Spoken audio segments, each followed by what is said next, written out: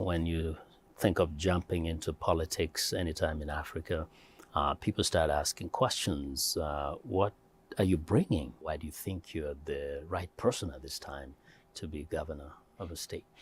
But actually, the first question you're asked is, are you crazy? Are you really, really out of your mind? Why are you doing this? And that's what I get asked first, most of all, because they know from the trajectory which I have had in business that there's quite a bit you're bringing. If you've succeeded in business in Africa, first and foremost, it's a very challenging place for you to succeed. And if you can succeed, I've always said this, if you can succeed as a businessman in Africa, you can succeed anywhere in the world. And then you bring that into politics and into governance, then you're actually bringing something valuable. I found out maybe three things came straight to the top. The first aspect of it is this whole fact that there's a mindset that you must absolutely separate business from politics. Clear.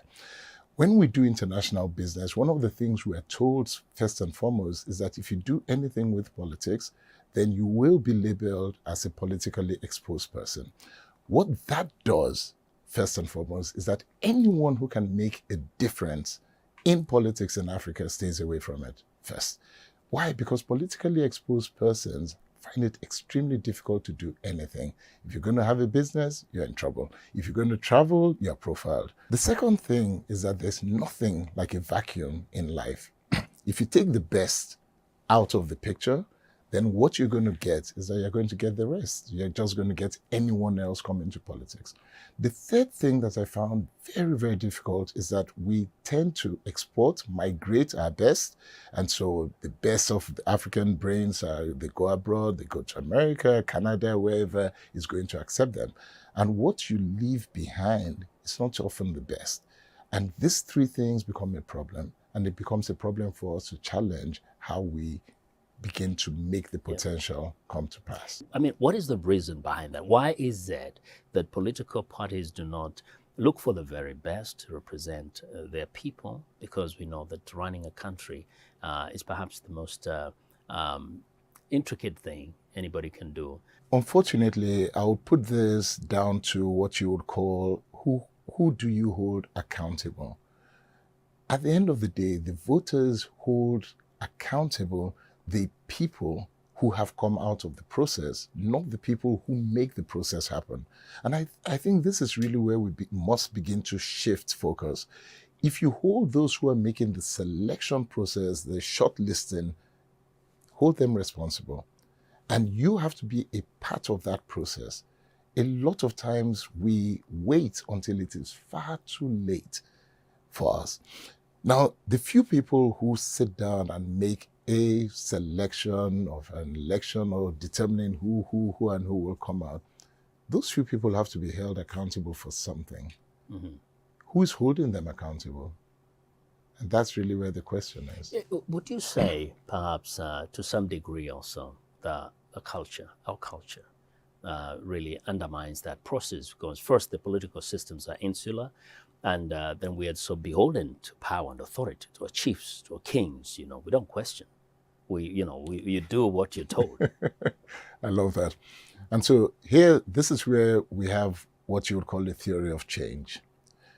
When we take a look at the process of democracy, as a big word, democracy, right? People think that they know what democracy is until you begin to break it down individually.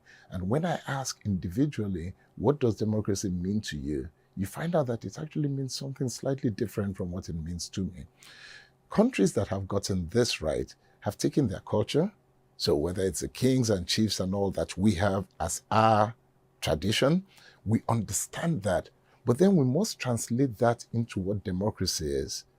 And when we then bring that culture that we have and we wrap it around the democracy that we want to have, then it becomes better. What we unfortunately have done in Africa, is that we're running parallel systems. We're running a system we understand, which is our cultural system with respect to our kings, our chiefs, and all of that. And we're running a system that is imported, which is the democracy, whether it's a Western democracy. So we're running two systems that are contrary to each other. The chief says, vote for X. That's all he needs. He goes and votes for X. But then there's a system that is democratic, which basically says that you must interrogate everything and the people must choose who represents them the best. But the people haven't chosen. In some places, actually, politics is a dirty word. And what makes it? What is politics? Interesting. That's like ask me what's democracy. But incidentally, the first time that I determined that I was going to go into politics and I made that decision and I left, I was actually coming to the US. I came in and I just realized that I didn't have any cards because I couldn't carry the complimentary card that I had before, and I was coming for the United Nations General Assembly at the time. And so I called a couple of young mentees that I had and I said, look, I need to make a card. I need to make a new card. And they were like, but I'm having a challenge. And I said, what's the challenge? I said, what do I call myself? And I said, okay, so Tonya Cole. And I said, politician. And all of them were like, no, don't. don't. Yeah. I said, no, but we have to be true about this. Yeah.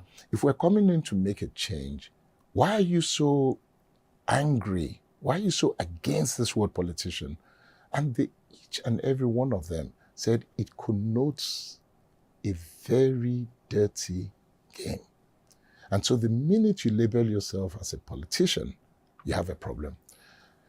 Now, this was food for thought for me, because here I have been in a business. I'd built myself for years up until a point of respectability. Yeah. And now I was coming into another business, and the first thing that I was going to do was give myself a title that was going to bring me down into the mud.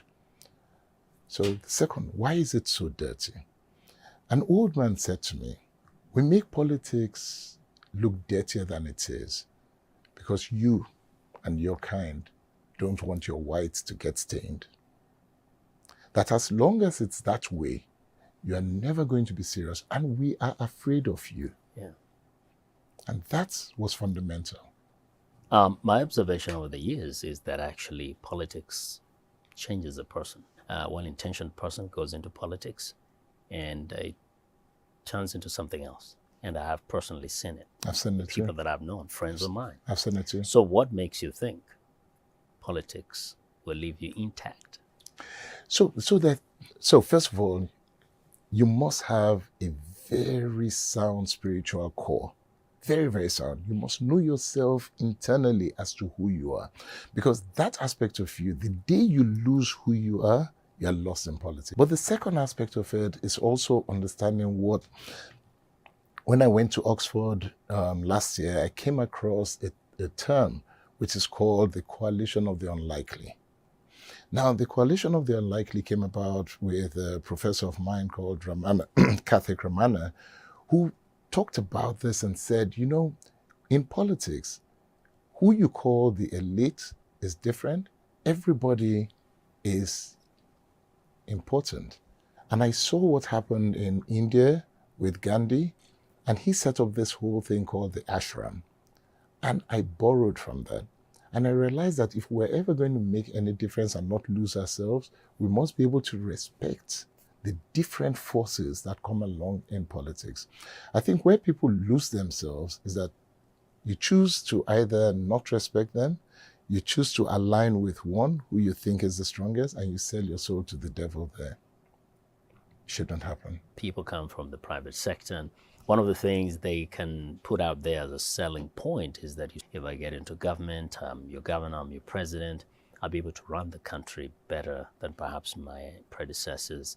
How genuine is that? There is a role that is played when you have been successful at doing something, especially when you've been successful at building businesses. And where does this come from? The first aspect of it is every day you wake up as an entrepreneur, every day you wake up, you know that if you do not make $1 turn into $1.20, then people are going to get hungry. You have salaries to pay. There are people who depend on you to make sure that you make a success. And running a country is almost the same. There are people who depend on you, on the policies that you make, for them to survive the next day and the day after. But I used to talk about long-term plans then.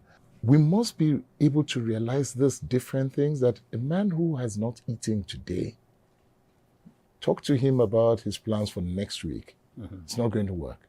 And some will tell you that all these millions of people who are sleeping hungry actually need not sleep hungry. There's so much of food across the continent. There's so much wealth. But the big elephant in the big room C. is corruption. The big C. So how do you deal with that? This is almost like an age-old problem which keeps the continent of Africa down.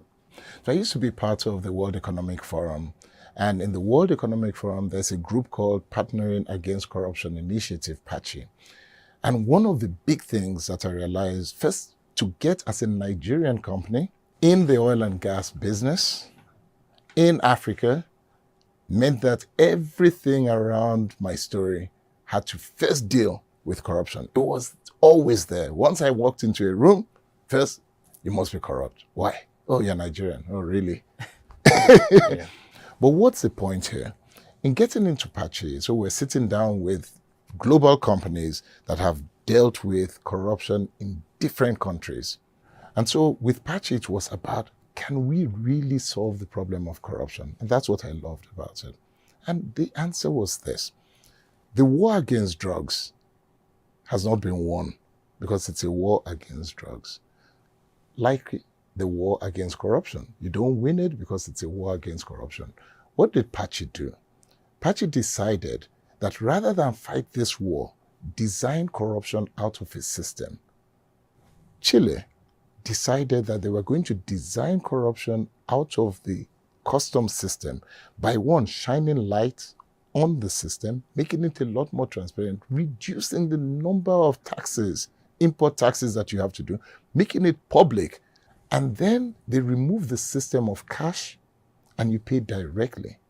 Guess what? Corruption died in the customs system overnight. That caught my attention. And I began to know that if we're really going to deal with corruption, then what we need to do is look at the system. Where are the hurdles? And you design the hurdles out of it. Mm-hmm. Finally, in this issue of corruption, I often see that when I meet with when I was still on the other side and I met with government officials who create policies, I say to them, I say, if you really want to design corruption out of a system, sit down with the business people. So we know where the hurdles are. Yeah. Let's sit down and design corruption out of those hurdles.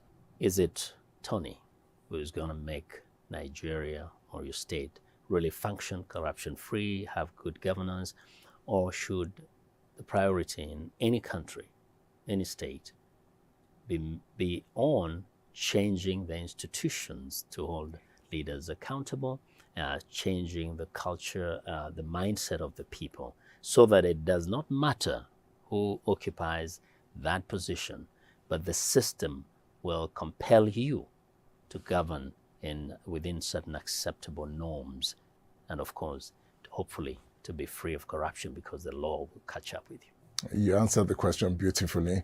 I think if I capture exactly what you said, play it back, take it back to Nigeria, we've made it work. But more seriously, none is exclusive of the other. Each has to work with the other. The first aspect of it is that you must have a leader who is willing to pay the price. And that's where I come in. I am willing to pay that price. But the second is that you must understand that there's a system that you're dealing with. And that system in itself has to be worked on. And you must be able to make sure that there are consequences within that system to do it.